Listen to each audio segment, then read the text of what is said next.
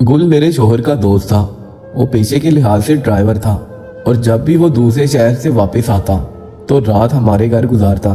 एक दिन मेरा शोहर दफ्तर के किसी काम से 3 दिन के लिए वो दूसरे शहर चला गया तो गुल रात को हमारे घर आया। पहले मैंने सोचा कि मैं घर पर अकेली हूँ। गुल को कहती हूँ कि शोहर घर पर नहीं है, आप किसी होटल में ठहर जाएं। लेकिन फिर सोचा कि कहीं शोहर बुरा ना मान जाए, इसलिए दरवाज़ा खोल दिया। वो अंदर आया तो मैंने उसे खाने का पूछा। वो बोला कि वो खाना खा कर आया है। आबिद कहाँ है? मैंने उसे आबिद के दौरे के बारे में बताया तो वो कुछ सोचकर चुप हो गया और बोला, भाभी आप सो जाएं, मैं भी सो जाता हूँ। मैं अपने कमरे में चली गई, लेकिन मुझे बहुत डर लग रहा था। मैंने लाइट बंद की और बेड पर लेटकर सोने की कोशिश करने लगी। फिर आखिरकार मेरी आंख लग गई। रात के 12 बजे थे जब अचानक मैंने महसूस किया कि रजाई में कोई है और उसकी सख्त चीज मेरे अगले रास्ते को टच हो रही थी और वो मेरे ऊपर के नशेबो फराज को चूम रहा था। मैंने डर कर चीख मारी और फौरन उठकर लाइट ऑन की तो रजाई में लेटे शख्स को देखकर मेरे पैरों तले से जमीन निकल गई, क्योंकि वो तो मैं बचपन में यतीम हो गई थी। सौतेली माँ ने पाला और अपने अजीजों में मेरी शादी कर दी। उनकी वफात के बाद मेके का दर बंद हो गया। सद शुगर के शोहर नेक सीरत और शरीफ आदमी था। उनका नाम आबिद था। आबिद मेरा बहुत ख्याल रखते थे। उन्होंने कभी शिकायत का मौका न दिया। अपने घर में खुशो खुरम जिंदगी गुजार रही थी कि अचानक ही वो हादसा हुआ जिसने मेरे महकते हुए गुलजार को वीरान कर दिया। एक दिन आबिद हस्बे मामूल ऑफिस गए। रास्ते में किसी के सामने एक ट्रक ने उनको टक्कर मार दी। आबिद बुरी तरह जख्मी हो गए। लोग उनको हॉस्पिटल ले गए। ट्रक ड्राइवर को गिरफ्तार कर लिया गया। काफी दिन हॉस्पिटल में रहने के बाद जब वो घर आए तो अपने पैरों पर नहीं बल्कि बैसाखी के सहारे चलकर आया और उनके साथ एक शख्स था जिसका नाम गुल था। उन्होंने बताया कि गुल वो ड्राइवर है जिसकी गलती से वो हादसे का शिकार होकर जख्मी हुए और चलने फिरने से माजूर हो गए। दरअसल गुल उनके बचपन का दोस्त है जिसे उनके दादा ने पाला था। दोनों ने इब्तदाई तालीम एक ही स्कूल से हासिल की और आबिद तो पढ़ लिख कर अफसर बन गए, जबकि गुल 8वीं से आगे ना पढ़ सका और ट्रक ड्राइवर बन गया। मुद्दतों बाद दोनों की मुलाकात हॉस्पिटल में हुई जहां गुल आबिद को देखने आया था। हुआ ये कि जब मेरे शोहर को इल्म हुआ कि उनको शदीद जख्मी करने वाला ट्रक ड्राइवर हवालात में है तो उन्होंने कवायफ मालूम करना चाहे कि वो कौन है। तब पता चला कि वो उनका दरीना साथी है और बचपन का दोस्त गुल है। मिलने की आरज़ू की, जमानत भी खुद ही कराई, उसे माफ़ कर दिया। अस्पताल से छुट्टी मिल गई तो उसे अपने साथ घर ले आए। हकीकत ये थी कि आबिद को अपनी और अपने घर की देखभाल के लिए किसी शख्स की ज़रूरत थी, ऐसा आदमी जिस पर वो भरोसा कर सके, जो ड्राइविंग भी जानता हो और उनको वापस लाने और ले जाने की ड्यूटी दे सके। जबकि गुल ने अपनी खिदमात पेश की तो आबिद ने उस पेशकश को कबूल कर लिया। बस उस दिन से वो हमारे घर का एक फर्द बन गया और हमारे साथ रहने लगा। गुल एक यतीम लड़का था जिसकी परवरिश मेरे ससुर ने की थी। एक तरह से वो हमारे लिए अपने जैसा था। आबिद उसे गुल भाई कहते थे। कभी आबिद कंपनी के काम से दौरे पर जाते, गुल घर पर मौजूद होता, तभी मैं उसकी मौजूदगी में खुद को महफूज ख्याल करती थी। वो आबिद का दोस्त ही नहीं बल्कि मुंह बोला भाई और घर का रखवाला था। मेरी शादी को 5 वर्ष गुजर चुके थे और मैं औलाद की नेमत से महरूम थी। तभी घर खाली खाली था और मैं बेहद तन्हाई महसूस करती थी। ऐसे में गुल की दिलचस्प बातें मुझे बोरियत से बचा लेती थी। होते होते गुल से मैं बेहद मानूस हो गई। ताहम मानूसियत एक अलग बात है, लेकिन मेरी नीयत में कोई खराबी ना थी। तन्हाई से उकताकर उसके साथ बातें करती थी, इसी वजह से उसका दमे गनीमत था। वरना आबिद तो सुबह के गए रात को घर आते थे। आबिद का इलाज कंपनी की तरफ से जहां वो काम करते हैं, कंपनी के मालिक की मेहरबानी थी कि जब वो पूरी तरह ठीक हो गए तो उनको दोबारा मुलाजमत दे दी गई, क्योंकि वो कुर्सी पर बैठकर काम कर सकते थे। आबिद बहुत बाहिम्मत आदमी थे। इतने बड़े हादसे से गुजरने के बावजूद उन्होंने हिम्मत नहीं हारी थी और अपने दोस्त को भी ना सिर्फ माफ कर दिया बल्कि अपने साथ रख लिया था। उनको यकीन था कि उनका ये दोस्त अच्छा आदमी है, लेकिन इंसान लाख अच्छा हो कभी शैतान के बहकाने से अंधेरों में भटक भी सकता है। हमें तन्हाई मुयस्सर थी तो एक वक्त आ गया कि शैतान गालिब आने लगा और मैं शैतान के हाथों की खिलौना बनते बनते रह गई।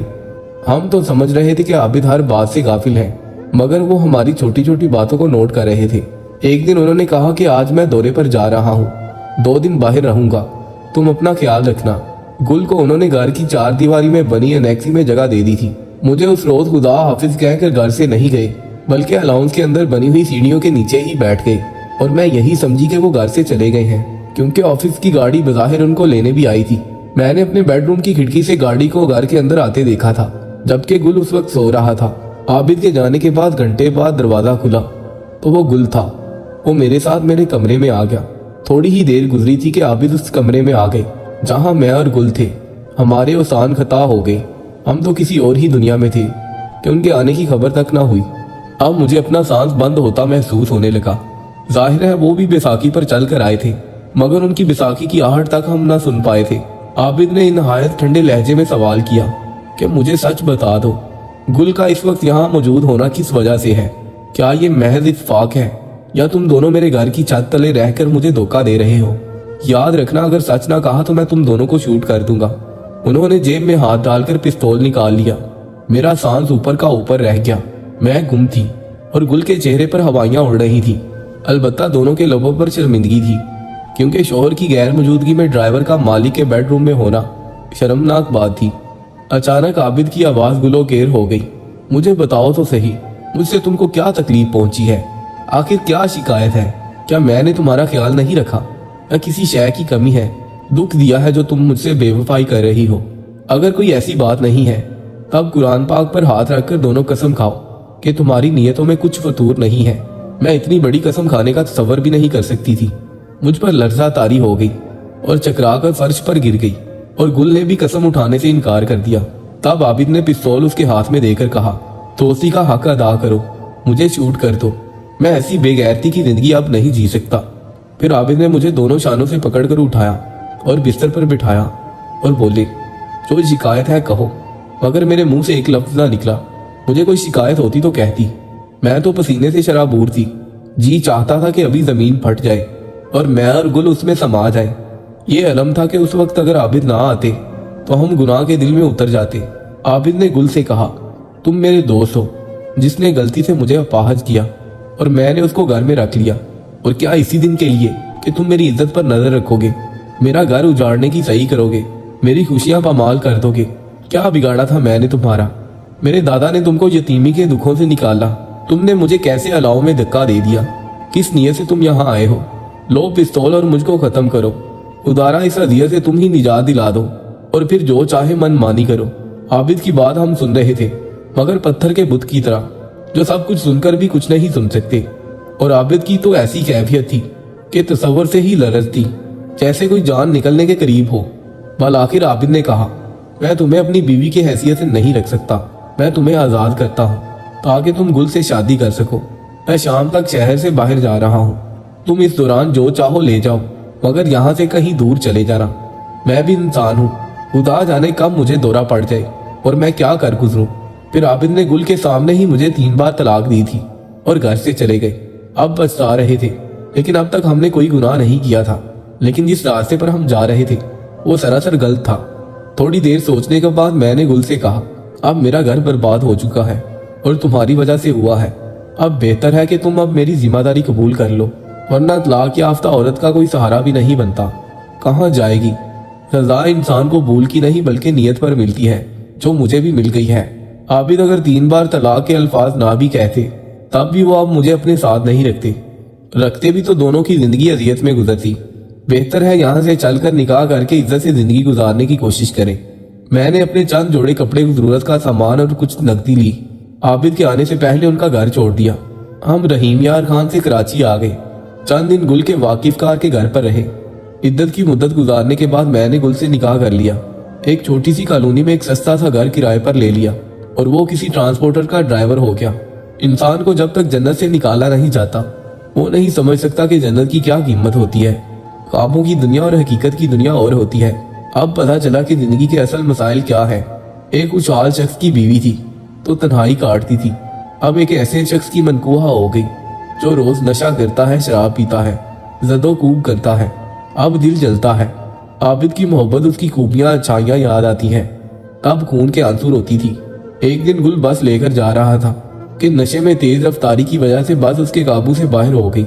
हादसा ऐसा शदीद था कि वो ही नहीं और भी मुसाफिर होलनाक हादसे की नजर हो गए।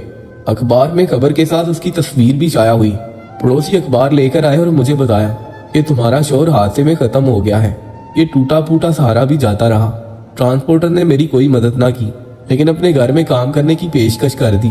मुझे भी रहने का सहारा और जीने का आसरा चाहिए था, तो मैं वली के घर काम करने लगी। वली के घर मेहमान आया तो उन्होंने मुझे चाय बनाने का कहा। उनकी बेगम बोली, आज मुलाजिम छुट्टी पर है, ये मेहमान के पास ले जाओ। साहब और मेहमान लॉन में बैठे हैं। जब मैं चाय की ट्रे लेकर वहां गई तो मुझे देखकर मेहमान उठ खड़ा हुआ। तभी मैंने उस पर नजरें डाली तो ट्रे मेरे हाथ से छूटी। वली साहब ने हैरत से हमें देखा। तब आबिद ने कहा, ये खातून आपके यहाँ काम करती है? हाँ, उसने जवाब दिया। क्या आप इनको जानते हैं? क्यों नहीं, ये मेरी साबका वाइफ है। वली परेशान होकर मेरी तरफ देखा और कहने लगा, लेकिन इनके शोहर तो हाल ही में फौत हुए हैं। हाँ, मैंने जब शक्को शुबा की वजह से इनको जल्दबाजी में तलाक दे दी तो ये बेआसरा हो गई थी। तभी मेरे ड्राइवर ने इनके साथ निकाह करके इनको जीने का आसरा दिया। जो चंद दिन पहले एक हादसे में जाँ बहक हो गया है। मैंने उसकी तस्वीर अखबार में देखी थी। वो मेरे यहाँ मुलाजिम था, गुल ड्राइवर, और मैंने उनकी बीवी को बेसहारा पाया तो अपने यहाँ मुलाजमा रख लिया, क्योंकि मेरी बीवी को काम के लिए मुआवन खातून चाहिए थी। इसके बाद वली ने मुझे चंद दिन इज्जत से रखा और आबिद से कहा कि इनकी इद्दत पूरी हो जाए तो बेहतर है कि तू ही दोबारा निकाह कर लो, वरना बेचारी तमाम उम्र कैसे गुजारेगी। इनकी तो कोई औलाद भी नहीं है। आबिद भी तलाक देकर सुखी ना थे, पछता रहे थे। एक रोज मेरा उनके साथ वली के घर पर निकाह हुआ और वो मुझे घर ले आए। खुदा की करनी ऐसी हुई कि उसने हमें बे औलादों पर रहम किया और मैं उम्मीद से हो गई। पहला बेटा हुआ, फिर बेटी और फिर बेटा हो गया। 3 बच्चों की माँ बन गई। माजी के गम को बुलाकर हम दोनों मियाँ बीवी अपने बच्चों की परवरिश में खो गई। कहते हैं कि हर दुख के बाद राहत होती है। औलाद की सूरत में हमें भी राहत मिली। बच्चे अच्छे तालीम याफ्ता होकर अपने मंजिल की तरफ पहुंच गए। 2 साल पहले आबिद का इंतकाल हो गया है। अपने बच्चों के सहारे जिंदा हूँ।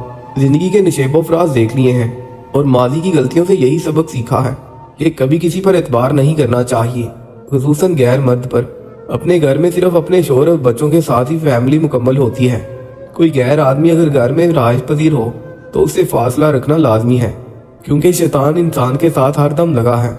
अगर आपको हमारी कहानी पसंद आई है तो इसे लाइक शेयर जरूर कीजिएगा।